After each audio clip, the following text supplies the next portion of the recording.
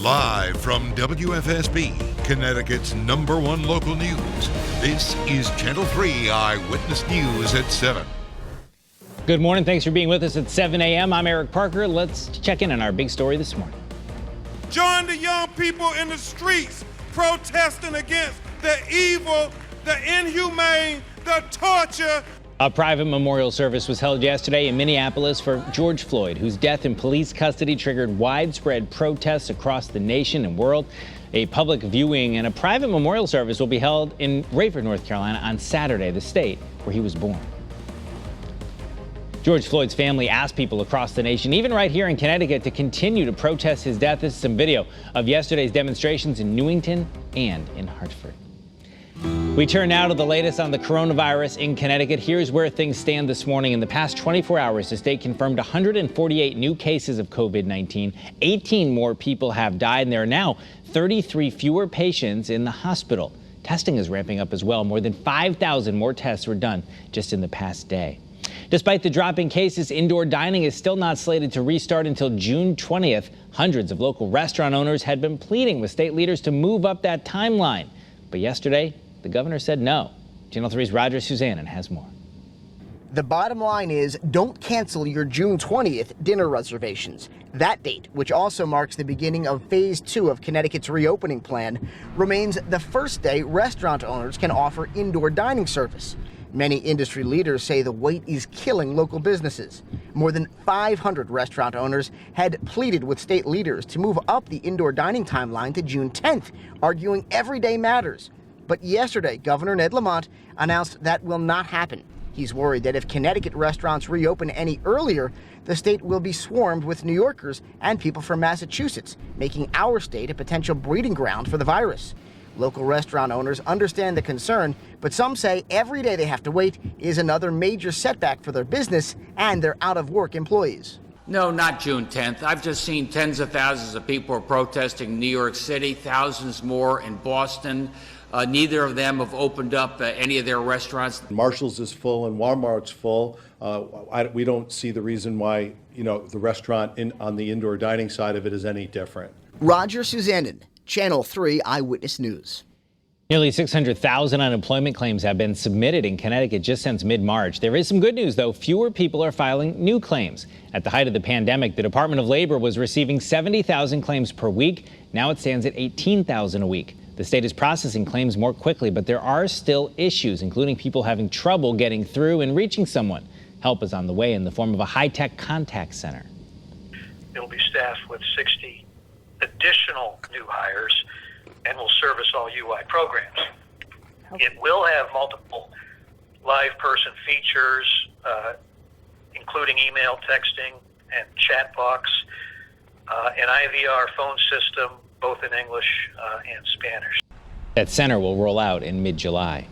More than 45 banks and credit unions in our state will keep on helping families who are struggling to pay off their homes because of the pandemic. The Mortgage Relief Program applies only to people whose mortgages are owned by banks and credit unions. The program was set to expire on May 31st. Now it goes through the end of July. We'll have more information on that program on the Channel 3 app. New this morning, police have identified a man accused of holding a woman hostage inside an apartment building in New Haven. 45-year-old David George Williams is facing charges after police say he held a woman at gunpoint inside a home on Henry Street yesterday morning. Police and SWAT teams were called to that scene. The woman was released about 9 a.m. The suspect was captured a few hours later. Nearby apartments had to be evacuated during that standoff. And in Middletown, police are hoping you can help them by sending in pictures and video of a house fire that killed 2 people last week. It happened on Saybrook Road last Friday morning. 2 other people there were seriously hurt. Eyewitnesses say it was a propane tank explosion that sparked the fire, but investigators are still trying to figure out exactly what happened. All right, and weather-wise, on this Friday morning, we've been tracking areas of light rain working across Connecticut. That is still the case, but nothing too heavy. No thunderstorms right now, but that could change later on this evening. Also something we're tracking, of course, the warm temperatures. We're in the mid and upper 60s here in the 7 o'clock hour, and the humidity is also noticeably higher. So if you've yet to step out the door today, you want to brace yourself for that. Winds are relatively light and variable, if not calm, up at around 3 to 8 miles an hour. So where I can view from Hartford, showing it's certainly a wet go of it in our capital city. So do anticipate those raindrops when heading out and about this morning. Similar scene coming in from New Haven and really all across the state. So do anticipate those wet roads. There's New London and more of the same, with not the best visibility coming in from Middletown. So we've got the rain in spots, also some low clouds and some fogginess too. So we certainly missed out on the worst of a round of storms overnight. We were moving through New Jersey. They certainly stayed the hour south as they weakened, as they moved offshore. But we've, of course, had our scattered showers during the overnight hours, and we'll still see a chance for a few showers through the rest of today. But this morning's round of steadier rain is going to be winding down. We could see some intervals of sunshine this afternoon. And watch what happens as we head towards, say, 6 o'clock this evening and points thereafter. Things really start to light up across southern New England. The atmosphere is just going to be loaded with moisture, so the potential is there for some thunderstorms, and those that develop could produce some heavy rain. And then a lot of that tapers off as we get past midnight. Then tomorrow, we'll see a mix of sun and clouds. A cold front moves through, say, by early afternoon. There's a situation at 2 p.m., and along that front, we could again see some scattered showers and thunderstorms. Then behind that front, the wind switches to the northwest and filters some cooler, drier air into this day. So by tomorrow evening, the humidity starts to drop.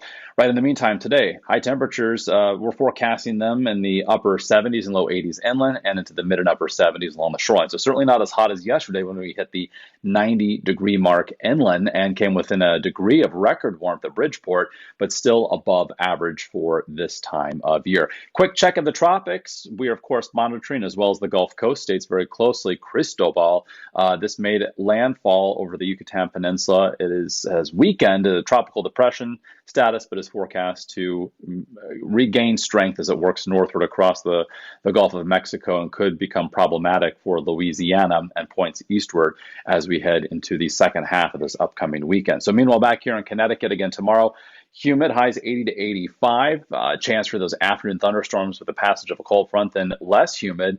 Cooler, highs in the mid-70s on Sunday with a partly to mostly sunny sky. Then by Monday morning, temperatures dip into the upper 40s and low 50s, so that will be a refreshing change. Next week starts off on a quiet, dry note. High pressure dominates, mid and upper 70s Monday, then trending milder, warmer, in fact, as we head toward the middle of next week. Shoreline highs this weekend, 82 tomorrow and humid, but much drier, less humid on Sunday with highs in the mid-70s. That's the latest early morning 7-day forecast. All right, Mark, thank you. Thank you for watching this edition of Eyewitness News. Remember, you can get news and weather updates anytime you want them. Just check the Channel 3 app. I'm Eric Parker. Thanks for watching. Have a great day.